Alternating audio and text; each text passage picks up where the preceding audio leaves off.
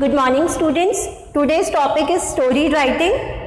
So this is the last topic from writing section. Earlier we had discussed about diary entry and paragraph writing और वो दोनों भी part थे writing section के. Okay, story writing 5 marks की आपके exam में आएगी. ठीक है, तो इसका बहुत बड़ा वेटेज है पेपर में. So what do you mean by story writing? So in this topic we will learn how to write story. ठीक है, हमें स्टोरी लिखनी है. वैसे तो हम स्टोरी हमेशा बनाते आए हैं. ठीक है, तो ये जो स्टोरी कहना है या बनाना है, नरेट करना है, बहुत मुश्किल नहीं है, बहुत इजी है. ठीक है, बचपन में जब आप छोटे होंगे, ठीक है, लाइक फर्स्ट सेकंड क्लास में, तब आपको स्कूल नहीं आने का मन है. ठीक है, आप एक स्टोरी नरेट कर देते हो अपने पेरेंट्स को कि पापा मम्मा आज मेरा पेट बहुत दर्द हो रहा है. ठीक है, मुझे स्कूल नहीं जाना. तो this is called a story. So यहाँ हमें क्या करना है, स्टोरी नरेट करना है. हमें खुद अपनी एक स्टोरी जो है वो क्रिएट करनी है. ठीक है, तो सबसे पहले हम देखते हैं कि स्टोरी राइटिंग में हमारे पास क्या क्या होना चाहिए. ठीक है, और how to format of story writing. सबसे पहले हम लिखेंगे title of the story. Okay, so हमेशा आपको ये ध्यान रखना है, be very careful about the title of the story, क्योंकि इसके स्पेसिफिक मार्क्स होते हैं. ओके, तो टाइटल आप कभी लिखना नहीं भूलेंगे. ठीक है, क्योंकि टाइटल के 1 मार्क्स होते हैं. ठीक है, तो it is very important to write a title of the story. अब टाइटल या तो आप कैपिटल लेटर्स में लिख देंगे. This is very easy. How to write a title of a story.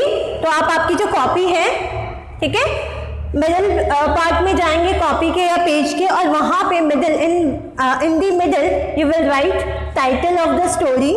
Okay, in capital letters. ठीक है, जैसे ही आप स्टोरी फ्रेम करेंगे वैसा ही उससे रिलेटेड आपके टाइटल से बिल्कुल क्लियर हो जाना चाहिए कि स्टोरी क्या है. ठीक है, क्या हम पढ़ने वाले हैं. नाउ देन हम नेक्स्ट देखते हैं कि क्वेश्चंस कैसे आएंगे स्टोरी राइटिंग के. Then I will discuss the format of story writing. ठीक है, क्वेश्चंस हमेशा आपके पास या तो हिंट्स आएंगे. ठीक है, तो आपको वो हिंट्स के थ्रू आपको जो स्टोरी है, ठीक है, उसी लॉजिक के अकॉर्डिंग जो आपके पास हिंट्स है, ठीक है, उसी के ऊपर बेस्ड आपको स्टोरी कंप्लीट करनी है, या फिर और you will get some lines. ठीक है, और उसके बाद में आपको आपकी स्टोरी एक्सटेंड करनी है. ठीक है, सो इस तरीके से 2 क्वेश्चंस आपके पास आ सकते हैं. हिंट हो सकता है या फिर पहली लाइन हिंट में हो सकती है. सो फिर उसके बाद आपको इमेजिनेटिव होना है. You have to imagine a story and then you have to write a story. So story के लिए सबसे पहले हम फॉर्मेट में देखते हैं कि टाइटल लिखेंगे हम.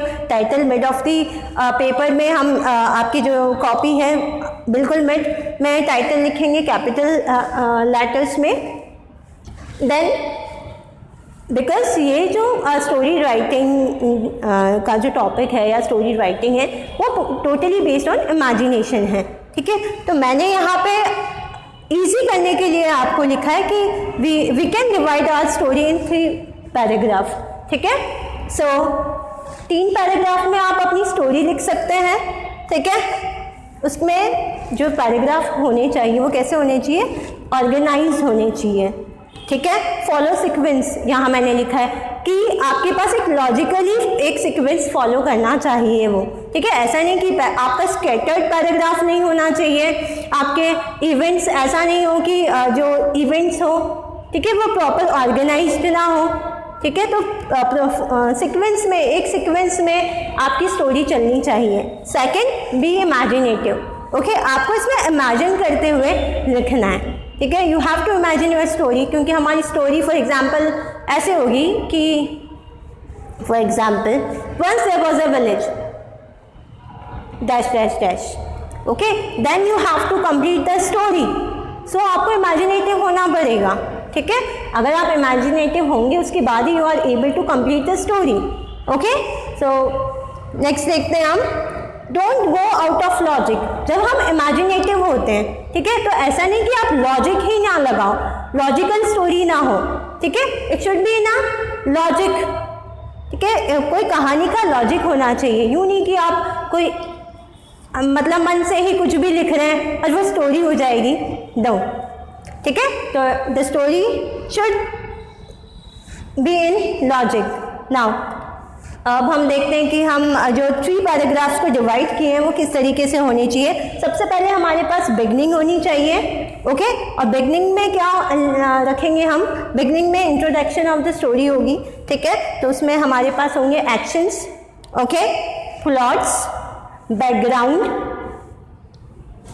और आपका किसी भी रीडर का या एग्जामिनर का, ठीक है, अटेंशन फटाफट सीख कर ले वो, वैसे ही आपकी बिगनिंग होनी चाहिए, ठीक है। आपके पास प्लॉट, जो भी आपके कैरेक्टर्स हैं, ठीक है, बैकग्राउंड है, किसी गांव की है, कहाँ वो हो रही है, दिन में हो रही है, शाम को हो रही है, ठीक है, तो ये सब आप start beginning of the story में लिखेंगे।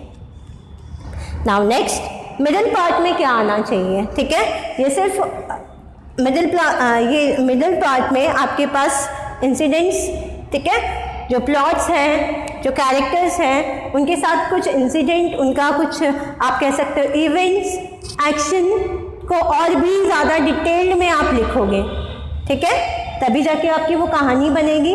ऐसा नहीं हो सकता कि एक प्लेन सरफेस पे आपकी स्टोरी चले और फिर वो कहानी बन जाए। तो you should have some actions और इवेंट्स, ठीक है, और उसमें कुछ हैपनिंग होनी चाहिए in the middle part. Then end, हम एंड की तरफ मूव ऑन करते हैं, और एंड में होना चाहिए आपके पास क्लाइमेक्स, ओके, एंड होनी चाहिए आपकी स्टोरी, या तो आप उसको हैप्पी एंडिंग रख सकते हैं या फिर सैड रख सकते हैं, और मॉरल बेस्ड भी रख सकते हैं। मतलब ऐसा नहीं कि आप नीचे मॉरल लिखेंगे उसके बाद में एक लाइन लिख देंगे टिट फॉर टैट, ओके, आपकी स्टोरी, क्योंकि आप क्लास 9th में हो, आपको ऐसे नहीं लिखना है। आप जब स्टोरी रीड करेंगे या एग्जामिनर या रीडर जब वो स्टोरी आपकी रीड करेगा, तब उसको रीड करने, जब वो रीड करेगा ना, तभी उसको वो आपकी स्टोरी के पीछे जो लॉजिक है, जो मॉरल है, वो समझ में आना चाहिए, ठीक है। तो कोई स्पेसिफिक हम नीचे नहीं लिखेंगे कि मॉरल इस कहानी का ये है, ओके। जब आप स्टोरी फॉर्म करेंगे तभी आपका मॉरल समझ में आ जाना चाहिए रीडर को, ओके। नेक्स्ट हम देखते हैं टेंस, ओके, पास्ट टेंस में लिखेंगे हम स्टोरी, ठीक है। क्वेश्चंस के बारे में हम डिस्कस कर लेते हैं कि क्वेश्चंस कैसे आएंगे अब आपके पास, ठीक है। आपके पास